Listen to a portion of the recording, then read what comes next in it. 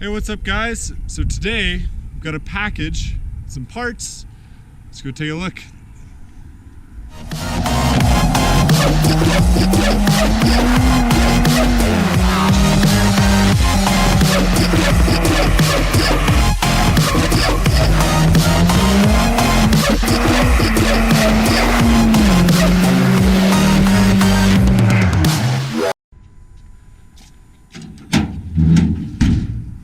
So what we've got here is from a company called 1A Auto, and it's the new tow mirrors.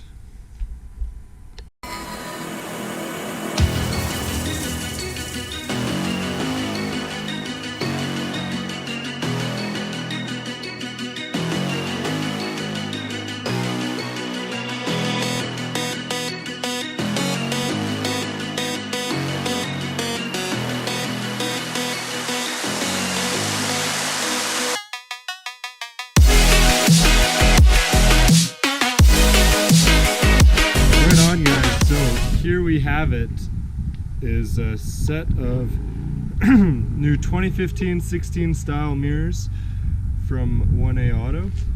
So they come with this indicator lens cleared and blackouts beneath, and wiring harness for the signal lights and the LED reverse lights and marker lights here. So to get going here, we'll start by pulling off the old mirror. So to do that, there's a trim piece here. Comes out, and that reveals our bolts for the mirrors. There's one 7mm bolt up in there. We're gonna pull the trim off around the door handle and the latch. Then we lift the door panel straight up and access the wiring.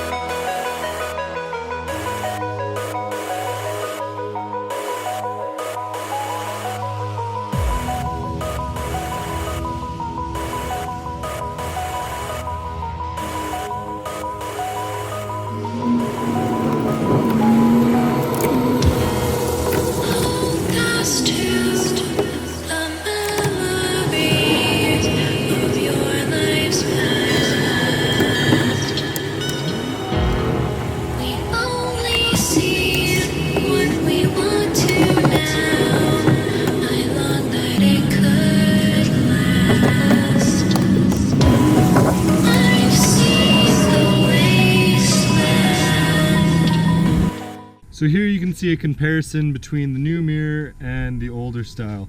So the older one was quite clean, and I do like that style, but I thought it would be nice to change things up. So this one is a little bit larger overall, and of course has this marker light turn signal built into it, and it's just a little bit more angular on the arms. So we'll throw it in and take a look. So as far as wiring goes, if your vehicle already has mirrors with factory turn signals, it's going to be a little bit easier. So this plug here with the blue and brown wires, that is for the turn signal on these mirrors. And then the yellow and orange wires are for the marker lights and the LED lights on the backside. So as default on these mirrors, when it says turn signals, it only turns on these two little amber LEDs here. What I want is for the entire strip to flash. So what I need to do in wiring these up is connect the blue and white wire to, I believe it's the yellow wire, and then the other one is for these LEDs in the back here. I was wrong, I just grabbed the instructions and looks like the orange wire is for the marker lamp, so that's those LED strips, and the yellow one is for these LED spotlights. So they come with a bunch of these quick like posi-tap connectors, so we'll use those for now. And I have not quite decided what I want to do for those LED spotlights, whether it's connected to the reverse lights, which would be convenient, or if I want to put them on a manual switch. So I think for the time being, I'm just going to leave them unconnected, coiled up in the door, because I need to get on the road, or I need to get ready to get on the road, because this weekend is LLoyd Customs Dyno. These empty words, this life is a battle, but not a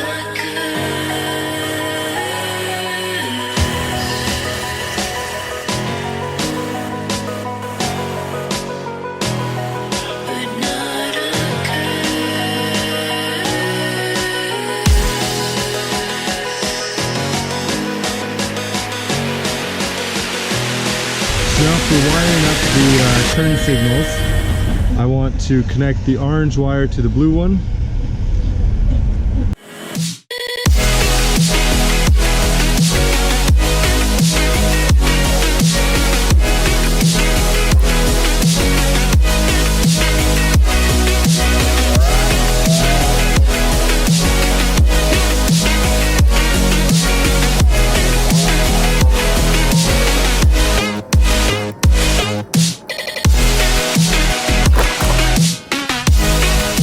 Okay, let's see if we have signal.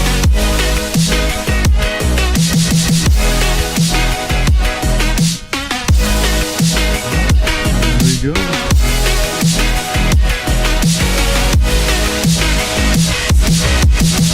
and all the lights are out at midnight.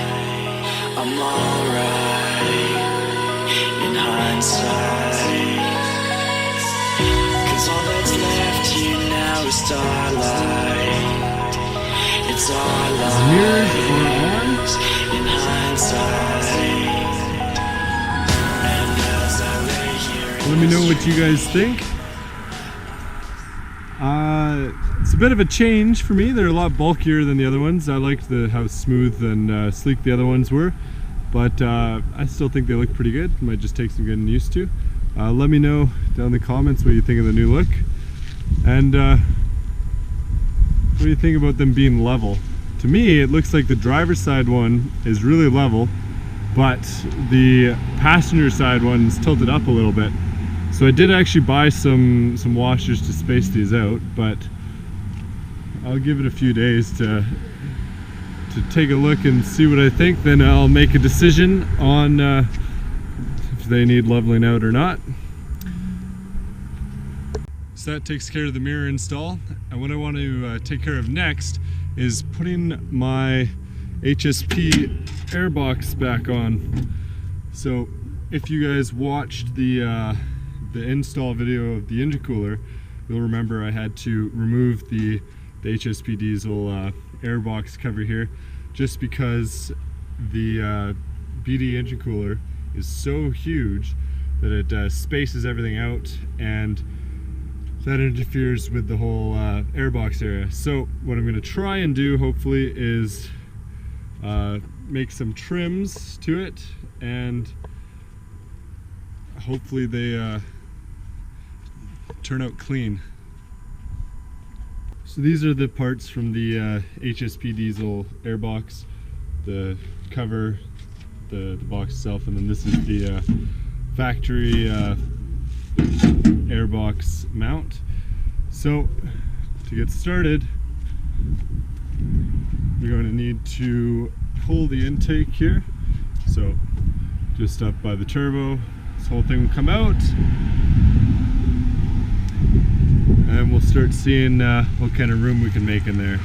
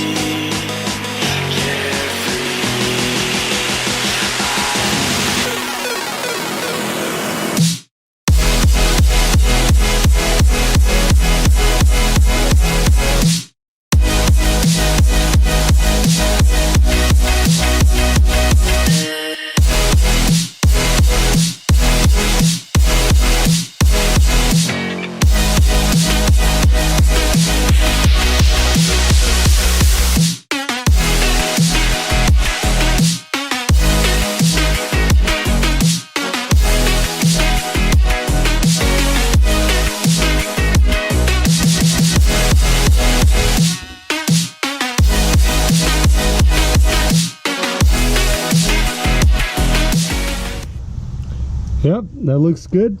I'll just smooth off those edges, and then we'll move on to the upper box.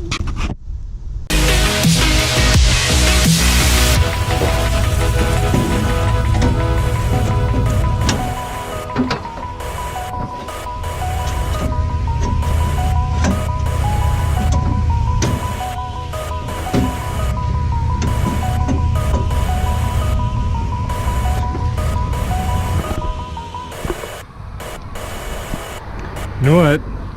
This actually looks a lot more promising than I was expecting. It looks like it'll pretty much fit. It's just a little bit close there on the tabs of the radiator, but I think that most of these holes line up. I might be able to get away with just sticking the bolts back in. And if that's the case, that'll be exciting, because it's going to be really tough to have to cut through that powder coating. I mean, although this kit is about 3 years old, I've had it for about 3 years already, and it's held up really great. There's obviously a couple spots where you know, the finish is showing its age, but overall, I'm glad that I can avoid cutting into the powder coating.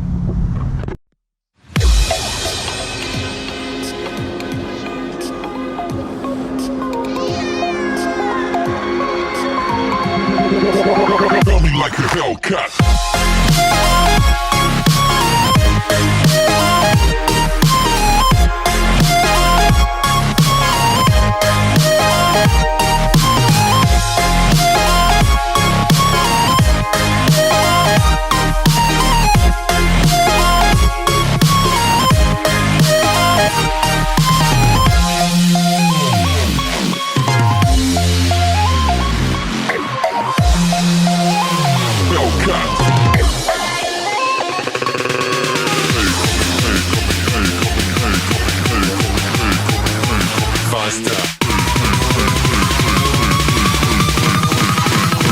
Like a Hellcat.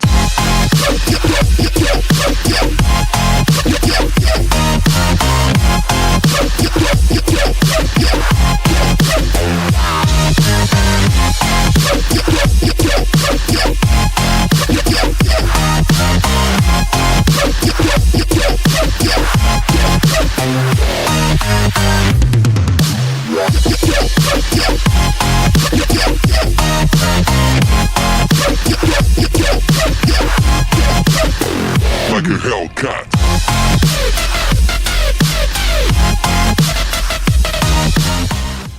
Well, look at that. Now that went much more smoothly than I was expecting, and same with the mirrors. And honestly, it's a really good thing that both those installs went so smoothly, because I don't have a lot of time. I'm working night shifts, and I just have a couple hours a day to work on my truck. And tomorrow I'm leaving for Edmonton to hit up drag racing Friday night, and then LLoyd Customs Dyno Day and show and shine on Saturday. So glad we got that buttoned up. The mirrors, the airbox. I think only last thing left I can do tonight is put my aluminum radiator shroud back on, try and give that a little clean, and then she'll be good to go.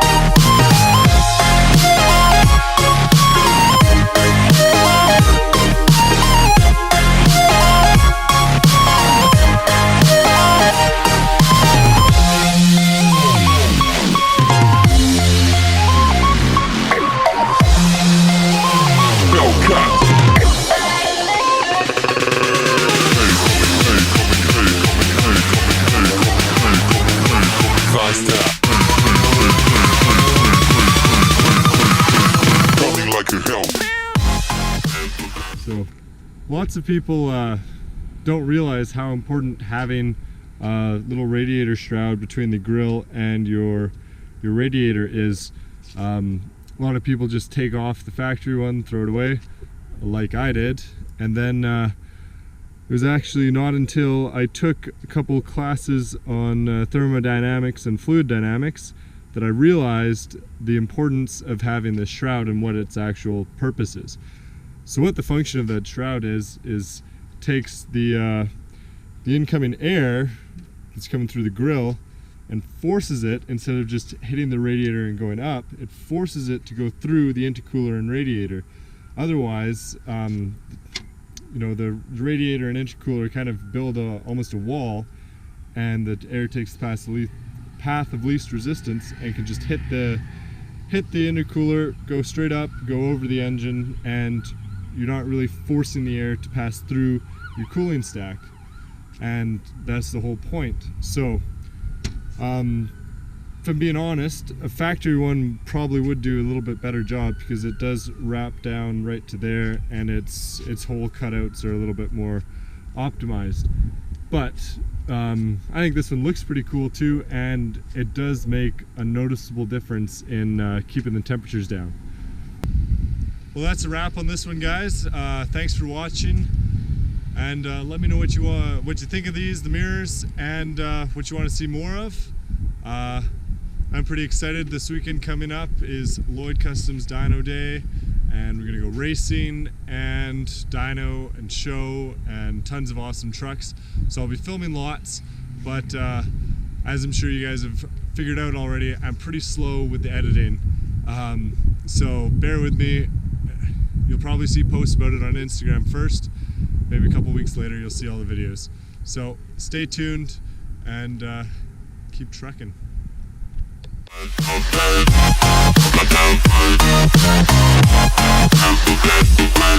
Okay.